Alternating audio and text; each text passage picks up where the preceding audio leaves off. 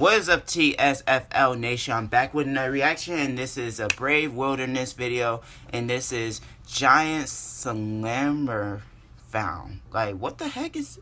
I don't know what that could be. Let's just check it out.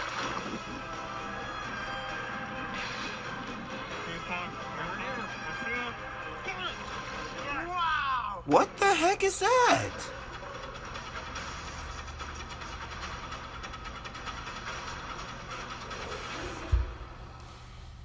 That looks disgusting. West Virginia has an endless He's still in West nature Virginia? and is famously known for being a wild and wonderful place to explore. Its vast rolling mountains span across the entire length of the state, and hiding deep within them is a plethora of wildlife. Yeah. Today we are exploring an incredibly healthy ecosystem near Elkins, in a secret location that we are not allowed to reveal, as it is heavily protected for conservation purposes. We have special permissions to explore this location and are working alongside field herpetologist Tim Brust. Tim specializes in surveying protected wilderness areas where he safely catches, records, and releases reptiles and amphibians. Reptiles. What we have here is a northern water snake. Our mission is going to be anything but easy, as the goal is to locate one of the rare... There is a lot of snakes in this area. Well, not in my area, but in the different parts of where I live. Wow. There's the river.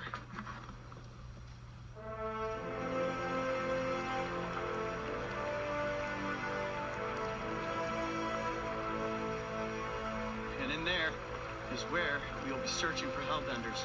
It's absolutely beautiful, and right now we're scouting around for a place to build a base camp. And basically all this river that you see in the background here is fair game for hellbenders. So in these ripples are great spots. There are a lot of huge flat rocks, so I'll be in the water with a dive mask on. Oh god, that's going to be even... That's going to be torture, and hopefully it's not cold.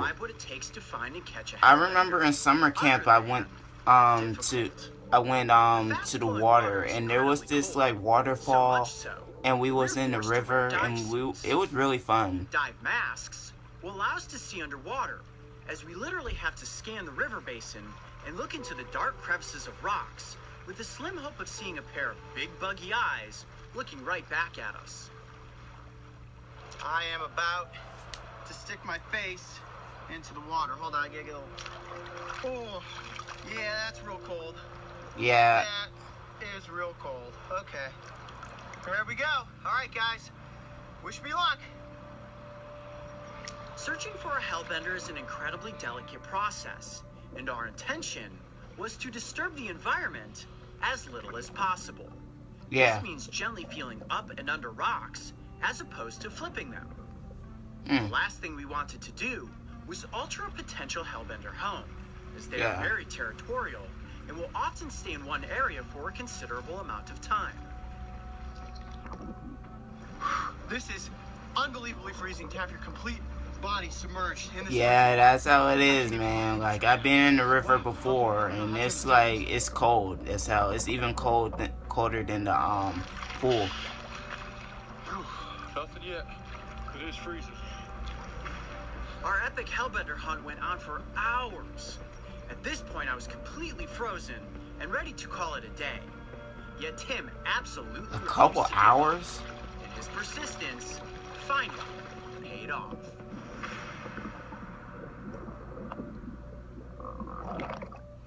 Got one? We got one? Hellbender looking right in the face. We got a hellbender.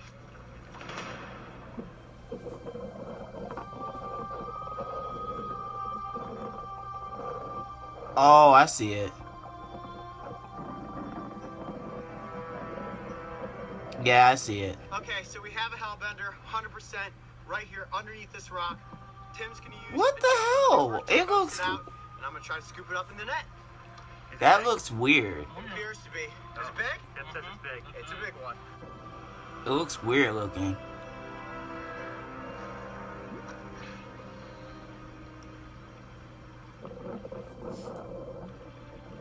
Alright, the hellbender is right near the entrance of this hole. We have a really good chance at actually catching it.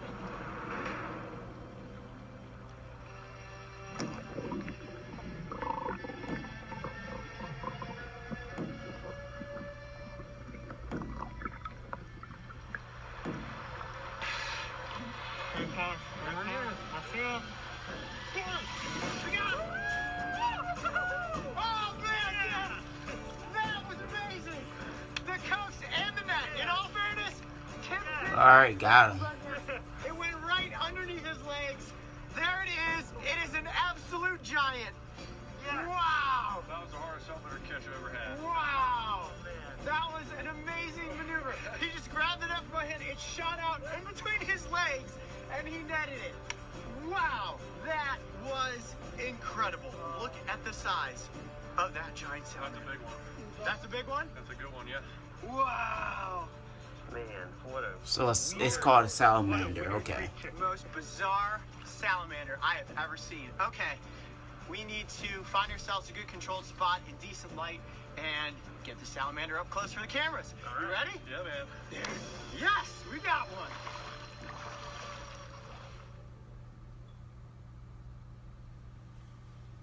All right, guys. Well, it was a long, cold day in the river, but we finally did it. All right, Tim, bring in the hellbender. Oh, there it is. One of the most elusive creatures you can possibly come across in the United States. What the heck? And the largest Oh my salamander goodness. species that we have here in North America. Look at that. That is a hellbender. Oh, very, very slippery, very difficult to hold on to. You notice how flattened the shape of this amphibian's body is. That's what allows them to easily slide underneath the crevices in between rocks and then work their bodies against the current as they're walking on the basin of a river looking for food. Look at the head, completely flat. Have you ever seen anything like that before? Some people call it the Allegheny alligator. Some people call it the mud dog, the mud devil. Yeah, it looked like My personal mud. favorite though is snot otter. And it Or feels snot, yeah. as if it is covered in snot. And you can see this brownish colored body, very long and slender, makes it look like an otter. Wow. But in fact, we do know this is an amphibian and not a mammal, It does feel snotty. right? Yeah, That's why you can see it's it so looks hard snotty. to hold on to it. One thing that I can feel that you guys can't quite see is that on the tips of their toes, they have these little grippy pads. Tim, see if you can kind of fold up a foot there and show that to the camera. See the little kind of orange fingertips there? Yeah. Are those slimy or are those grippy? Those are very grippy. That helps these amphibians grab onto the slimy rocks on the basin of the river. Look at that coloration though, right? We kind of tilt it down. Can you see that? Brown with slightly orange patterning. It reminds me of dog on the basin poop. of the river. Now, can you see the eyes up front there? Kind of zoom in on those eyes. See how tiny they are? They have very poor eyesight. They can't sense light, but they actually have all these little light receptors all over their bodies, and they can also sense vibrations in the water. They use that ability to sense vibrations to help them hunt for their food. And then look at the tail. The tail is like a rudder. Can you see that? And that's how they're capable of making quick bursts of movement underwater if they need to. Like when it first came out from underneath the rock, it shot out, and Tim magically somehow managed to scoop it up in the net. Now, they're primarily nocturnal. That's when they come out and do their hunting. And 90% of this amphibian's diet is made up of crayfish. They will eat small fish. They will take other little invertebrates. And believe it or not, a large one like this will even eat other hellbenders. They're very, very territorial. And oftentimes, a smaller hellbender may lose its life to a larger one like this if it wanders in to the wrong neighborhood. I am just in such awe of this creature right now. It is unbelievably incredible. Like, I never thought I would ever see a salamander this big. Now, it is the largest species of salamander in North America and the third largest species of salamander in the world, third only to the giant Chinese and Japanese salamander. And look at that little face. How adorable is this creature? It's kind of staying pretty calm at the moment. I'm going to dip it back down into the water. I need to make sure that this amphibian stays hydrated at all times. Here, Mark, come over top and let me show you these lateral skin flaps. This is one of the most interesting things about these amphibians. Can you see this? See those flaps? These flaps actually help them oxygenate, and they absorb all their oxygen through the water. Well, hello. Hi there. What's your name? Should we name you? Herbie? Herbie the Hellbender? I think that's a yes. Oh, yeah, he gave me a little squeak and blew some bubbles.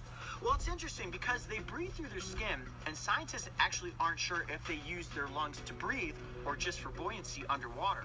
And right there, I would definitely say that it kind of looked like it came up for air. At least it exerted some air from its lungs, probably so that it could get down to the bottom of this tub of water.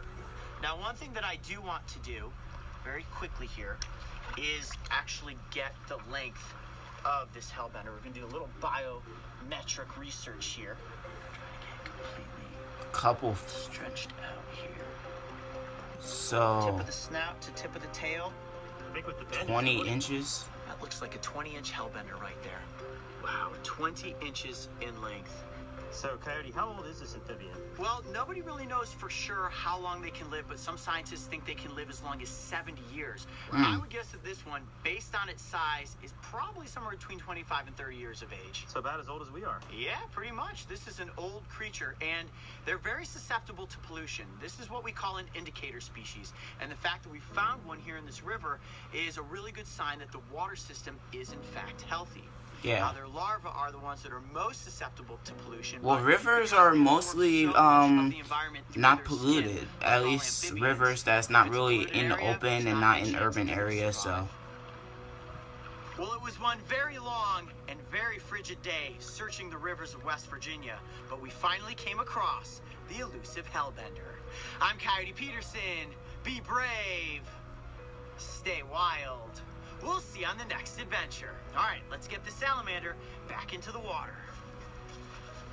Over the past century, Hellbender populations have greatly declined. And while the species is not officially listed as being endangered or even threatened, it is protected across its range. And strong conservation efforts are helping to preserve the species.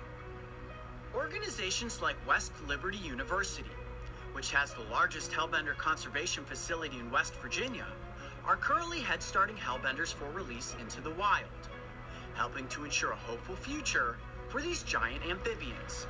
All right, there he goes, back up underneath this rock. Yes, all right, well, Herbie is back in the wild. all right. High fives, Tim. Amazing job. That was one wild adventure. All right, guys, let's get out of this river and warm up. Exactly. You gotta I warm know up, that I will but never forget my time spent in that freezing cold river, working alongside Tim, and the moment he successfully netted that incredible creature. We got him!